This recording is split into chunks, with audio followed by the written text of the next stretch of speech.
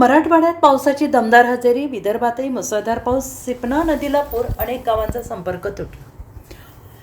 मुंबई, पुण्यासह पश्चिम महाराष्ट्रातील सातारा जिल्ह्यात यंदा दमदार पावसाने हजेरी लावल्यानं दिसून आलेलं आहे. शहरामध्ये असलेल्या पावसामुळे धरणे भरलेली आहेत. पिण्याच्या पाण्याची चिंता मिटल्याचं बोललं जात आहे. मात्र अद्यापही शेतकरी पावसाची वाट पाहत असून मराठवाड्यातही हवा तेवढा पाऊस नसल्यानं बळीराजा काळजीत आहे. मात्र मराठवाड्यातील जालन्यात आज पावसाने दमदार हजेरी लावली. जिल्ह्यात आज सर्वदूर पावसाने दमदार हजेरी लावलेली असून हवामान विभागाने रेड अलर्ट जारी केलेला आहे. तर विदर्भातही मुसळधार पाऊस सुरू असून काही नद्यांना पूर आल्यानं अनेक गावांचा संपर्क तुटलेला आहे. मराठवाड्यात गेल्या काही दिवसांपासून पावसाने घेतलेल्या विश्रांतीमुळे शेतकऱ्यांची चिंता वाढली होती. मात्र आज जालना जिल्ह्यातील जालना, बदनापूर, अंबडमंठा आणि घनसावंगी तालुक्यांसह जिल्ह्यातील अनेक भागात जोरदार पाऊस बरसला आणि या पावसामुळे पिकांना मोठा दिलासा मिळालेला आहे. उघडीपीमुळे आलेला ताणही कमी होण्यास मदत होणार आहे. त्यामुळे खरीप पिकांना नवसंजीवनी मिळण्याची आशा शेतकऱ्यांनी व्यक्त केलेली आहे. दुसरीकडे विदर्भात